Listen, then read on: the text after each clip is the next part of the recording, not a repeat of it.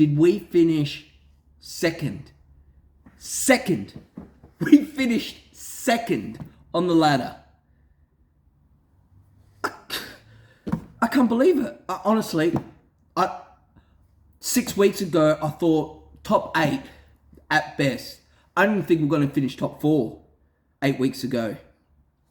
Let alone finishing second. Second. I thought Carlton were going to finish second 5 weeks ago. And we got them in the finals. What is this team? A team that has no spine, as some people say. A team that say, who are your A graders? Who are your A graders back in defence? Who are your A graders up forward? I don't know. Look, we'd be lucky with not much injuries. Maybe that's helped us. But top 2 at the end of the home and away season, giving us a qualifying final at Adelaide Oval against Geelong, who we've beaten, maybe twice in qualifying finals before. Am I getting overconfident here now? We are not a top 2 team. How did we finish second? How did we do it? And going into the first final in 2 weeks' time, Dan Houston, one of our top 5 players, he ain't playing for the rest of the season. And our other half-back flank, Kane Farrell, did a hamstring on the weekend at the Fremantle game. What do we got? What can we do? What can we do? What can we do? This is our year. It has to be. We can't get a better opportunity than this. The box is broke. Look, it's no longer a cardboard box anymore. It's just pieces. Who's coaching this team? Who's coaching this team? I can't get over the fact that we finished second. I'm still going to say it 1,000 times. How did we finish second? Let's look at the game against Freo. It was kind of a free hit game for us. We could have lost that game by 3 goals and still qualified. Top 2. But we end up winning by 4 or 5 goals? At the end? And Fremantle didn't look that great. Fremantle had to win to play finals. And they gave up. We walked all over them. I don't know what we're going to do about selections against Geelong. Tom Stewart, possible injury. Maybe not. He'll probably play. But what team are we going to play against Geelong at Adelaide Oval in 2 weeks' time on a Thursday night? Kane Farrell, like I said, hamstring. Who's going to come in for Kane Farrell? These are my 2 options. The 2% Darcy Byrne-Jones. I've said it before, I'll say it again. Watch every game. He plays good for 2% of the game, kicks 1 goal, and then, does nothing much. Are they going to put Darcy Byrne-Jones back as a halfback flank in a position he used to play majority of his AFL career, and then bring in another small forward? Or are they going to bring in my boy Dylan Williams? Bring Dylan Williams into the side and play him halfback flank. I think he can do it. Dylan, this is your opportunity. Come into that side, play a halfback flank, and then we've got the options of, do we bring Marshall back in? He's fit to play. Dixon missed the game against Freo. Do we bring Dixon in? Do we play Ray Galea still up forward? So many options here that we can do. But even Soldo, he hasn't even played the last few weeks and we're somehow winning. I guess they're not going to change that structure. This is an opportunity for us to win the premiership. Surely. We beat Geelong, we get a prelim at the Adelaide Oval.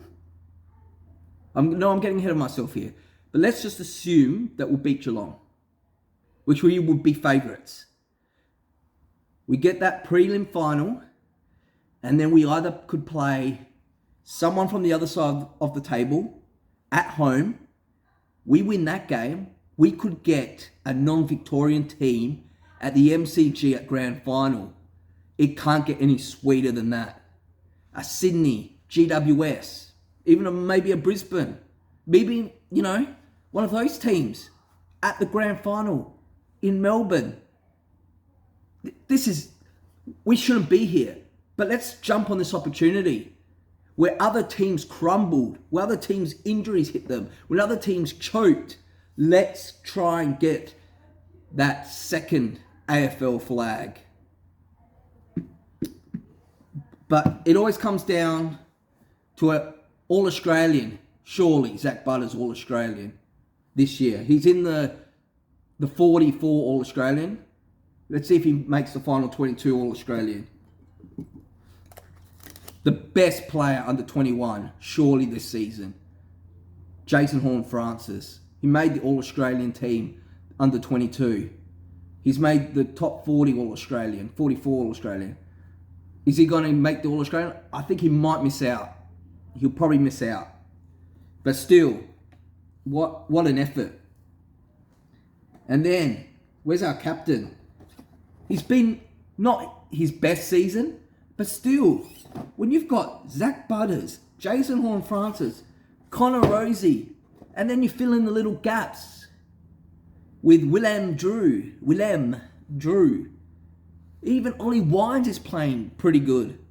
Even 370 gamer, Travis Boak is playing good. We are playing really good football. We've won 6 games in a row, I think it is. 6 games in a row. Our last loss was to Brisbane when they absolutely pulled our pants down here at the Adelaide Oval. And Hinkley sacked the box. Sacked the box signs were at Alberton, at the signs. And I was there. I'm like, he's done. But of course, like Hinkley always does, he switches it on, gets us to a prelim. Don't fall for the trap, Port Adelaide board. Don't give him a contract extension, even though we might finish top 4 or top 2. Unless we win the premiership, no extensions. We fall in this trap 3 or 4 times with him. He gets us to a prelim, we extend the contract, then we become junk again. Let's just focus every week. Like I said, we've got Kane Farrell and Houston out. So let's look at bringing Dylan Williams in halfback flank. I think that's the way to go. Now they're going to talk about, do we bring Dixon in or Marshall in? I think, but then you got Radaglia playing up forward. Has he kicked a goal in the last 6 weeks? But they're still playing him as a forward. He's very low impact. Is Marshall a better option than Radaglia? That's another question I'm asking. I don't know what we're going to do with Radaglia. I don't know what we're going to do with Marshall, Soldo, Jordan Sweet. Could he be a premiership ruckman again? What's a premiership ruckman in the SANFL? Could he be a premiership ruckman in the AFL? So many questions. How are we second? How is this team second? And where are the Crows? Bottom 4. And not even one single Crow player made the All-Australian team, 44 All-Australian team. And people tipped the Crows above us at the start of the season. And we're second. Got to have a special shout out. Logan Evans, man. Logan Evans. Mid-season pickup. 18-year-old. No one picked him up in the draft. He got out of 90 picks in the draft. No one picked him up. We picked him up halfway through this season. What an unbelievable player, 18. Got the NAB Rising Star this week. He's playing good every week. He's in our team. I don't know how a player like that slipped through the cracks in the draft. He's AFL standard at 18. What a pickup. Even, you know who I was actually impressed with? Jackson Mead. He did okay in that Fremantle game. He's starting to pick up a lot of form. He played well. Then we've got Jace Burgoyne. I'll give Jace Burgoyne a pass. He's doing better. He's improving slowly. He's not exponentially improving like Logan Evans is, but he's doing okay as a wingman. He's doing okay. Enough to get his spot.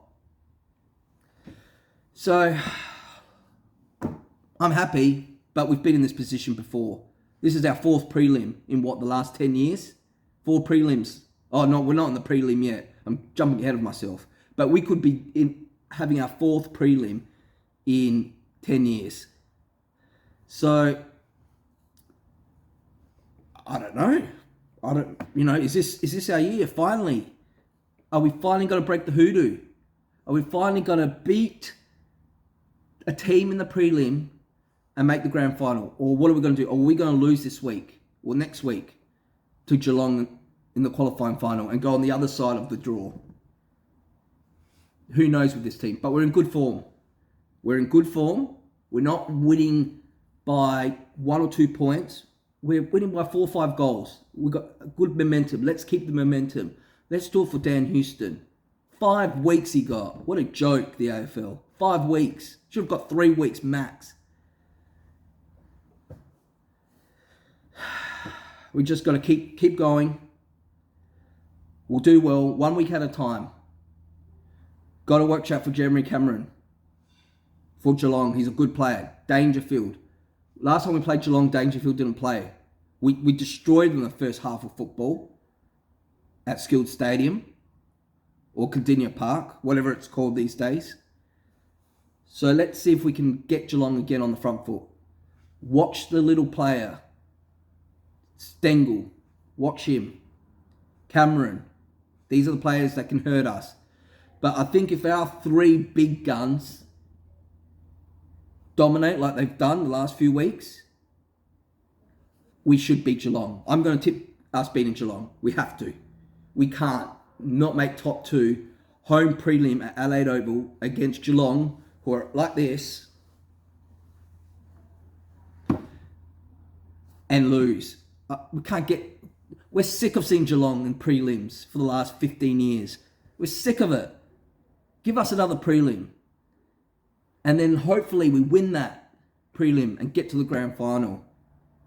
And all you Carlton supporters out there, every Carlton supporter, I'll be wearing my scarf and I want you to be kissing the scarf. Like the Godfather with the ring. Don Port Power, thank you. Thank you, Don Port Power. Thank you for getting us finals.